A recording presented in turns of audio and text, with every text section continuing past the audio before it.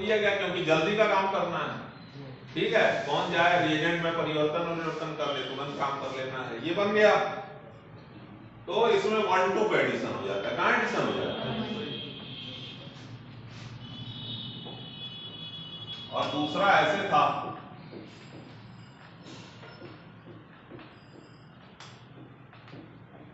इसमें पहले बाकायदे क्या कराया गया? रेजोनेंस। क्या कराया गया?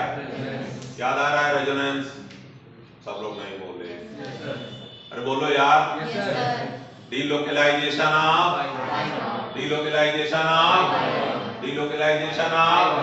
इन ए conjugate system is called resonance or conjugation effect or हाँ, तो पहले इत्मीनान से करा ही देंगे। तोड़ दिया भाई,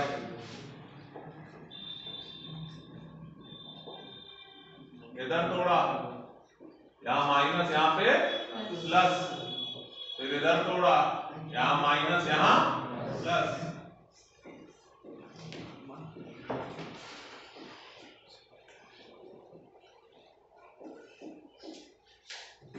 किस किस नंबर पे? 1 और 4। तो किस नंबर पर? 1 पर और 4 पर। बताओ यहाँ क्या जोड़ेगा? या Cl का ले आके जोड़ दिया।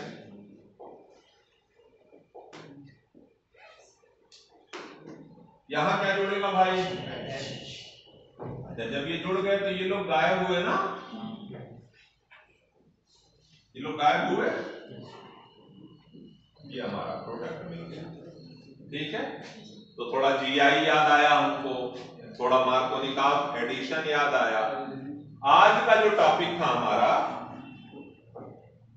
जीआई का आखिरी एस्पेक्ट कि कार्बन कार्बन डबल बॉन्ड पे हम चारों ग्रुप अलग अलग लगाते हैं, क्लोरीन, क्लोरीन, ब्रोमीन, आयोडीन, या हम इस तरह का स्ट्रक्चर बना दें।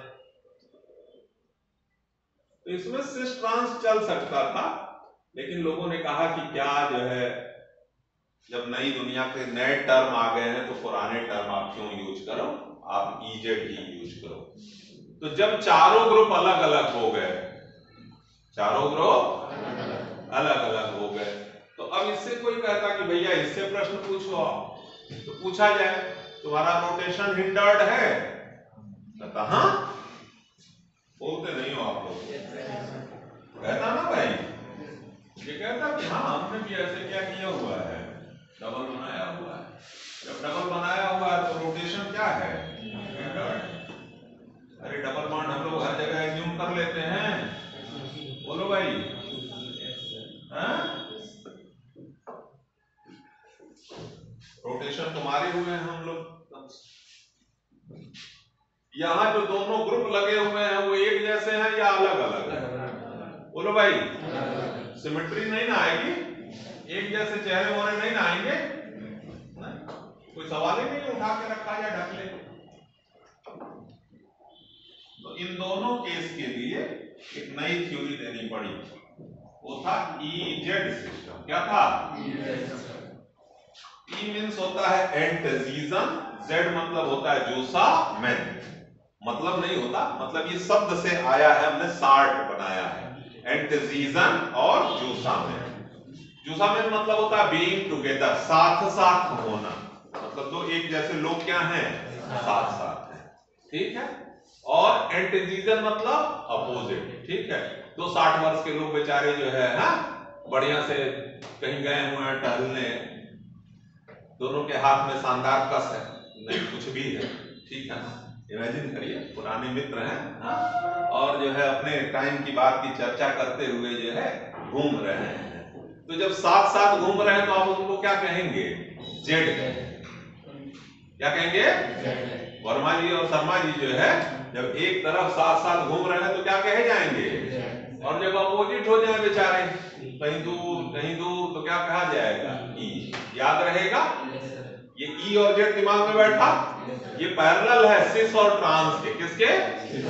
जो काम सिस और ट्रांस के लिए कह रहे थे हम, वही किसके लिए? जब चारों ग्रुप अलग हैं, ई और जेड, जेड सिस है और ई जो है ट्रांस है।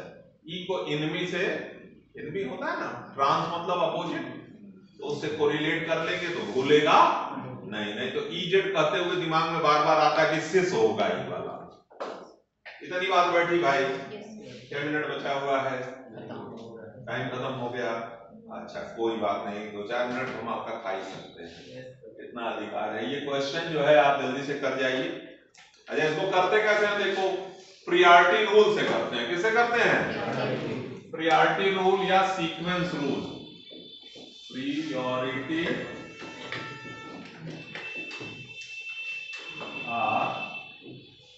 सीक्वेंस, ये प्रियॉरिटी रूल या सीक्वेंस रूल क्या होता है? इसको दिया था चान, इनगोल्ड एंड प्रीलॉग। चान, इनगोल्ड, प्रीलॉग। किसने? चैन, इनगोल्ड, प्रीलॉग। चाइनीज साइंटिस्ट के बहुत कम जो है हमारे पास नाम आते हैं, तो याद रखेंगे। आओ माओ चाओ, चान, इनगोल्ड, प्रीलॉग, प्रियॉरिटी रूल या सीक्वेंस रूल कहते हैं। ठीक है ना? आजा इसी को क्या कहते हैं? CIP बना देते हैं, मतलब कोई VIP हो। तमाम ऐसे टर्म जो है हम लोग को बहुत डिफिकल्ट लगने लगते हैं जब हम पढ़े नहीं रहते हैं। तो कोई बोलता है CIP रूल जानते हो? हमारी कोचिंग में CIP रूल बताया गया था। अब पता चले कि यहाँ जो है गुरुजी रटवाते रटवाते मर गए कि जो है चान, इनगोल्ड, प्रीलॉग, आप CIP सुन के उछल रहे हैं। ठीक है, ये बात समझ में आ रही है? तो कोचिंग के व्यवसाय में तमाम ऐसी चीजें बहुत चल रही हैं कि बच्चे को लगे कि हाँ कुछ अनूठा हो गया। अनूठा होना कुछ नहीं है। पढ़ना आपको क्या है, बार बार कह रहे हैं NCERT, उसमें दिए हुए सवाल देखिएगा कि इससे सवाल आया है या नहीं। नहीं आया है तो नहीं होना है परेशान। जान लेना है कि थोड़ा बहुत जानते रहेंगे तो कहीं किसी को हम भी सुनाई देंगे। चलो भाई, तो इस रूल का बेसिस क्या था? बेसिस था एटॉमिक नंबर। क्या था बेसिस? क्या था?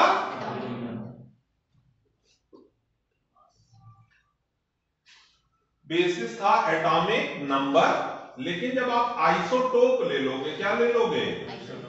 आइसोटोप ले लोगे। क्या ले लोगे? आइसोटोप। इतना तो हम सब लोग को पता है। तो आइसोटोप के केस में रूल लागू नहीं होगा, तब हमको मास नंबर लेना पड़ेगा। क्या लेना पड़ेगा? या एटॉमिक वेट लेना पड़ेगा। हम लोग को ये तो पता है हाइड्रोजन, इसके 3 होते हैं। कौन कौन? प्रोटियम, ड्यूटेरियम और ट्राइटियम। होता है ना भाई?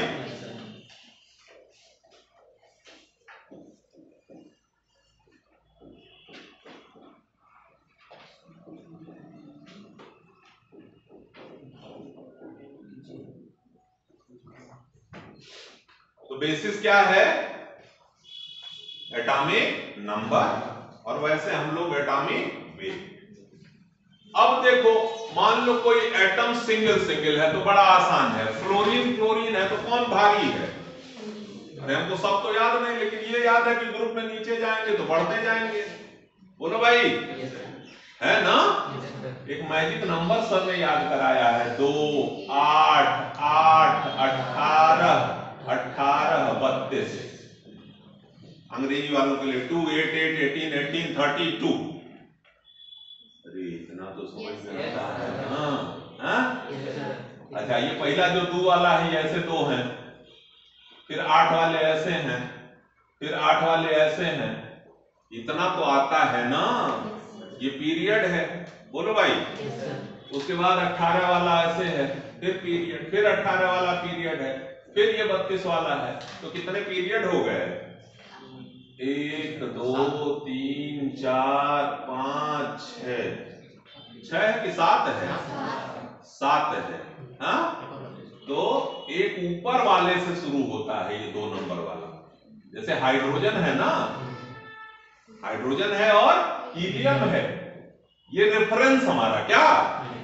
और इससे 2 जोड़ेंगे तब अगला वाला आएगा लिथियम। फॉलो कर रहे हो?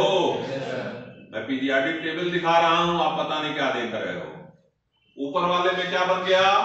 हाइड्रोजन और हीलियम। अब उसके बाद आपको क्या जोड़ना है? 2। तो अगला आएगा निकल के। उसके बाद क्या जोड़ना है? 8 फिर 18 फिर कानिगत्ता। ठीक है ना? अच्छा, कुछ याद रखना हम लोग को, कौन कौन सा? S block, P block, D का 3D। असर रटवा दे तो 4D भी रट लीजिए, पूरा पीरियोडिक टेबल ही रट लीजिए। हानियम तक पहुंच जाइए। हाइड्रोजन से कहां तक? हानियम। मजेदार एलिमेंट है, कभी पढ़िएगा। जैसे खाली समय हो तो एलिमेंट्स के बारे में पढ़ा जाता है। किसके बारे में? एलिमेंट्स के बारे में। तो केमिस्ट्री बड़ी अच्छी हो जाती है। जैसे केवल हम लोग नाइट्रोजन के बारे में पढ़ें तो कितनी सारी चीजें जुड़ जाती हैं। नाइट्रोजन के ऑक्साइड जुड़ जाते हैं, अमोनिया जुड़ जाता है, नाइट्रोजन साइकिल जुड़ जाती है, यूरिया कैसे बनता है, और मीथेन साइकिल जुड़ जाएगी। पूरा जो है किडनी के फंक्शन तक की कहानी, मतलब जूलॉजी की फिजियोलॉजी यही पूरी हो जाएगी। बोलो ना, समझ में आ रहा है? थोड़ा और नाइट्रोजन को समझें तो प्रोटीन बेस भी समझ में आ जाएगा हमको। एडिनोसिन, गुआसिन, पढ़ने के ऊपर है भाई। ठीक है? और हम लोग तो पढ़ ही रहे हैं तमाम सारी चीजें जो है गोला बना बना कर। कैसे? गोला बना बना कर। तो हम बता रहे थे आपको कि अगर मान लो एक एक एलिमेंट है तो कोई झगड़ा ही नहीं है, हम सीधे बता देंगे। फ्लोरीन, फ्लोरीन कौन भारी? फ्लोरीन। जो भारी होगा उसको क्या देंगे? 1, रिफरेंस 1। जो हल्का होगा उसको 2। ठीक है ना? अच्छा, अब मान लो ऐसे हमने बना लिया, ये यहाँ पे 1, यहाँ पे 1, 1 एक तरफ, तो एक जैसे नहीं है लेकिन प्रॉपर्टी सेम है कि दोनों भारी भारी हैं, दोनों 60-60 साल वाले मित्र हैं, दोनों सीनियर सिटीजन हैं और एक ही तरफ हैं। तो उनको ई कहोगे कि जेड? क्या कहोगे? पूरा नाम जूसा मैन। हम किसी से कहोगे तो कहेगा कि विद्वान आदमी जूसा। बड़े बड़े शब्द याद किए जाते हैं, उसका दूसरे के ऊपर क्या पड़ता है? असर पड़ता है, इम्पैक्ट पड़ता है। लोग समझते हैं इम्पैक्टफुल है स्पीकिंग। तो अब ये सवाल हो जाएंगे हम लोगों के। बोलो भाई, जल्दी से जरा कर जाएंगे। आज की डेट में आज खास दिन भी था। कौन सा दिन था? हाँ, बसंत पंचमी। तो उस पर कोई कुछ बोलना चाहेगा तो 2 लाइन बोल देगा, इसमें रिकॉर्ड हो जाएगा हमारी क्लास के साथ, वो भी पढ़ जाएगा। ठीक है ना? कोई है ऐसा जो बसंत पंचमी में बोलना चाहता है? भाई देव आया ही नहीं है। बहुत सही।